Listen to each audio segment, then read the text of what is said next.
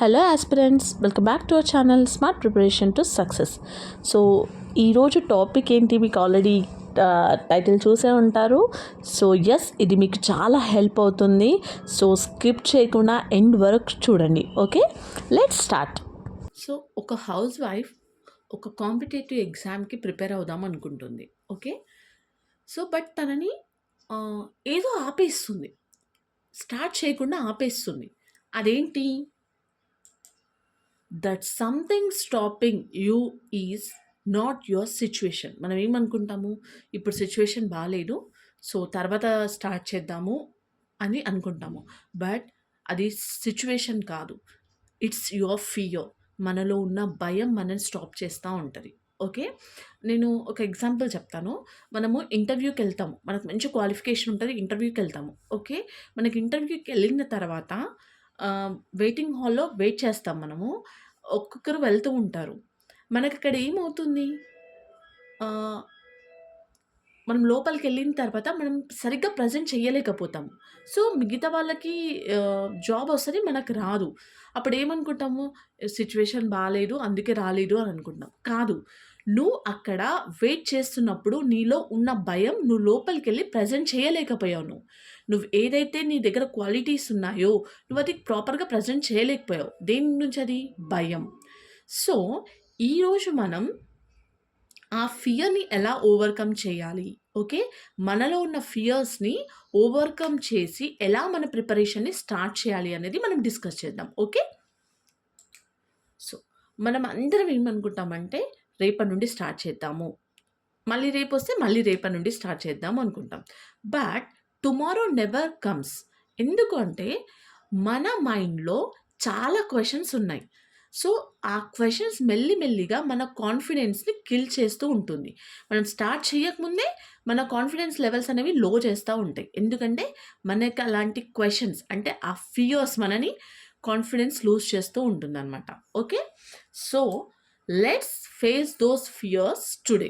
ఆ ఫియర్స్ ఏంటి, వాటిని మనం ఎలా ఓవర్కమ్ చేయాలి, ఎలా స్టార్ట్ చేయాలి అనేది. Okay, now first fear, what if I fail. ఇది హౌస్ వైఫ్స్కి కాదు, ప్రతి ఒక్కరికి కూడా వచ్చిన క్వశ్చన్. ఇమీడియట్ ప్రిపరేషన్ స్టార్ట్ చేస్తున్నాము అంటే ఫస్ట్ మనలో వచ్చే క్వశ్చన్, ఈ ఎగ్జామ్ నేను ఫెయిల్ అయితే ఏంటి? ఎందుకంటే ఒక గవర్నమెంట్ జాబ్కి ప్రిపేర్ అవుతున్నప్పుడు జస్ట్ ఓవర్ నైట్లో వచ్చేది కాదు. ఓకే, కొన్ని ఇయర్స్ కష్టపడాల్సి వస్తుంది, కొన్ని మంత్స్ అలా ఉంటుంది. సో ఒకవేళ నేను ఇంత కష్టపడ్డానో ఆ ఎగ్జామ్ ఫెయిల్ అవుతే అనేది, వన్ థింగ్ గుర్తుపెట్టుకోండి, ఉన్న కొన్ని పోస్టులకి ల్యాక్స్లలో ప్రిపేర్ అవుతారు. అంటే వాళ్ళందరూ వేస్ట్ అని కాదు, జాబ్ వచ్చిన వాళ్ళే పర్ఫెక్ట్ అని కాదు, జస్ట్ స్మాల్ స్మాల్ మిస్టేక్స్ వల్ల మనం లూజ్ అయ్యాము అంతే. ఓకే, అంతేగాని మనకి ఫెయిల్ అవుతే మన లైఫ్ ఇక్కడికే అయిపోయింది అలా థింక్ చేయొద్దు ఎప్పుడైనా. ఓకే, నా listen, failure is not the opposite of success. Okay, every attempt teachers you something new. నువ్వు ఎన్ని ఎగ్జామ్స్ రాసినా ఫెయిల్ అవుతున్నావు అంటే ఆ ఫెయిల్యూర్ నుంచి నువ్వు సంథింగ్ నేర్చుకుంటున్నావు. ఓకే, ఆ ఫెయిల్ అయిన వాటి నుంచి నేర్చుకున్న దాంతో నువ్వు ఇంకొక దగ్గర సక్సెస్ అవుతావు డెఫినెట్గా. ఓకే, ఇప్పుడు నేనే చూడండి, నేను 2021 నుంచి ప్రిపరేషన్ స్టార్ట్ చేశాను. నేను రాసిన ఆల్మోస్ట్ చాలా ఎగ్జామ్స్ దగ్గర వరకు వచ్చేసి నేను ఫెయిల్ అవ్వడం జరిగింది. బట్ నాకు ఇప్పుడు ఒక కాన్ఫిడెన్స్ ఉంది. ఏంటంటే నేను ప్రిపేర్ అయ్యాను. ఆ మిస్టేక్స్ అన్నీ ఇప్పుడు నెక్స్ట్ ఎగ్జామ్‌లో నేను చెయ్యను. నాకు 100% కాన్ఫిడెన్స్‌గా ఉందనమాట. ఓకే, సో ఎప్పుడైనా టాపర్స్ చూడండి, మీరు టాపర్స్ వీడియోస్ ఎవరైనా ఉంటే చూడండి. వాళ్ళకి 2, 3 అటెంప్ట్స్ పడుతుంది. ఓకే, వాళ్ళు సక్సెస్ అయ్యారు అంటే వాళ్ళు కూడా వాళ్ళ ఫెయిల్యూర్ నుంచి నేర్చుకున్నది. ఓకే, సో మనం నిజమైన ఫెయిల్యూర్ ఎప్పుడు అంటే మనం ఎప్పుడైతే స్టార్ట్ చేయం చూడండి, అప్పుడే మనం నిజంగా ఫెయిల్ అయినట్టు. Okay, fear 2, family will support or not. ఇది ఎవరైతే హౌస్ వైఫ్స్ ఉన్నారో వాళ్ళకి ఉన్న భయం.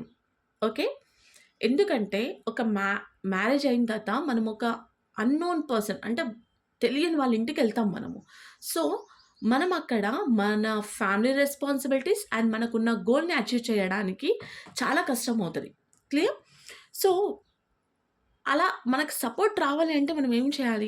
ఫస్ట్ ఎళ్లి నేను ఎగ్జామ్‌కి ప్రిపేర్ అవుతున్నాను, నాకు సపోర్ట్ కావాలి అంటే రాదు. సో మన వర్క్, మన డెడికేషన్ చూసి ఆటోమేటిక్‌గా వాళ్ళకనిపిస్తది.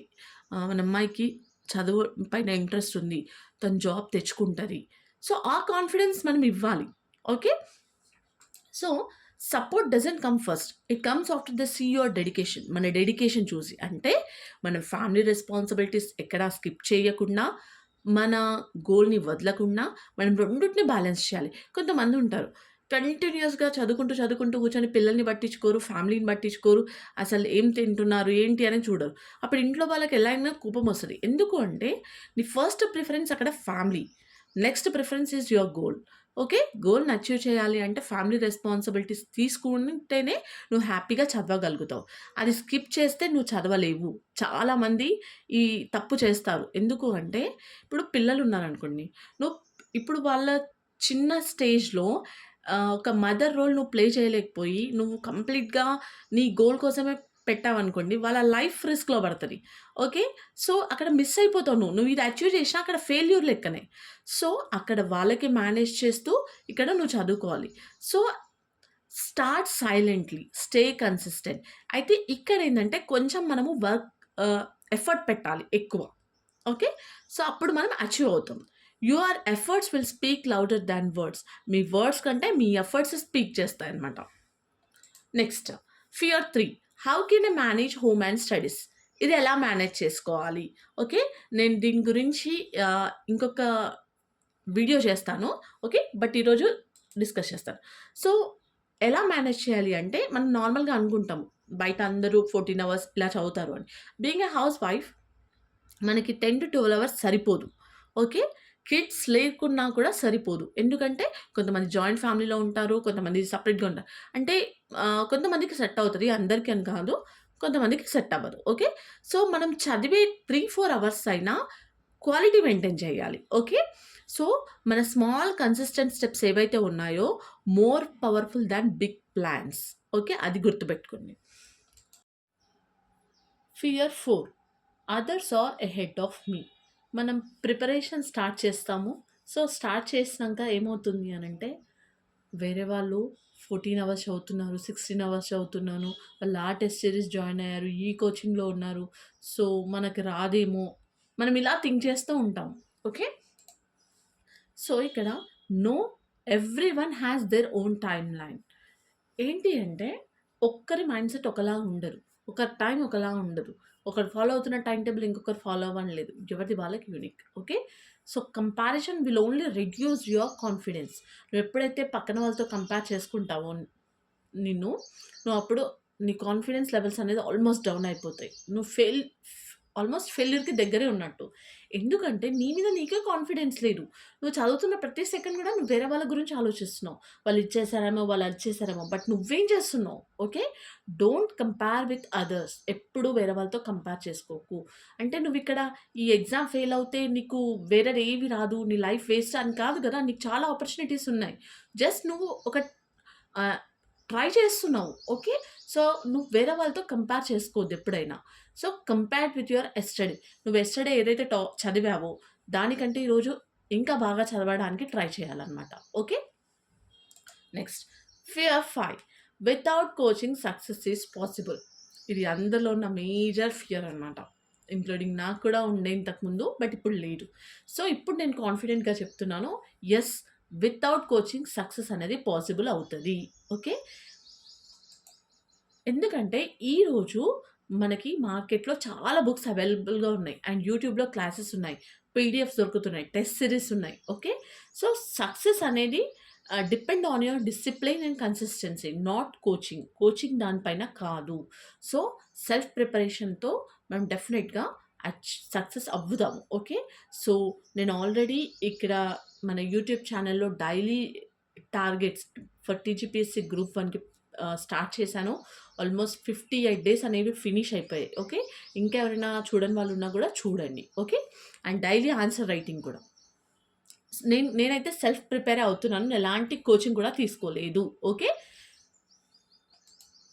So, all these fears are not real barriers. They are just thoughts in our mind. ఇవన్నీ ఏవైతే ఫియర్స్ ఉన్నాయో అవి నిజం కావు. మనం అలా థింక్ చేస్తున్నామనమాట. మన మైండ్‌లో అవొచ్చిన questions. So, you don't need perfect time. మనకు పర్ఫెక్ట్ టైమ్ కోసం అవసరం లేదు. You don't need full support. ఎప్పుడు కంప్లీట్ సపోర్ట్ మనకి రాదు. ఎందుకంటే, మనం ఒక జాబ్ కోసం ప్రిపేర్ అవుతున్నాం. అది మన గోల్. అది మనకి మాత్రమే తెలుసు. మనం మన చుట్టుపక్కల ఉన్న వాళ్ళందరూ మనకు సపోర్ట్ చేయాలని లేదు.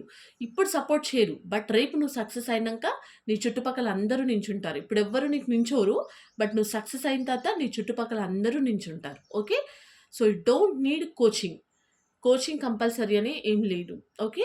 నేను అలా అని జెప్పేసి కోచింగ్ తీసుకునే వాళ్ళంతా వేస్ట్ అని కాదు. ఎందుకంటే నేను ఇది హౌస్ వైఫ్ గురించి చెప్తున్నాను కాబట్టి, ఒక హౌస్ వైఫ్ ఇంట్లో రెస్పాన్సిబిలిటీస్ చూసుకొని తను కోచింగ్‌కెళ్ళి ఇదంతా చేయాలి అంటే ఫైనాన్షియల్‌గా కావాలి, సపోర్ట్ కావాలి కాబట్టి నేను అలా చెప్తున్నాను. కోచింగ్ ఉంటేనే మనం సక్సెస్ అవుతామని కాదు. ఓకే.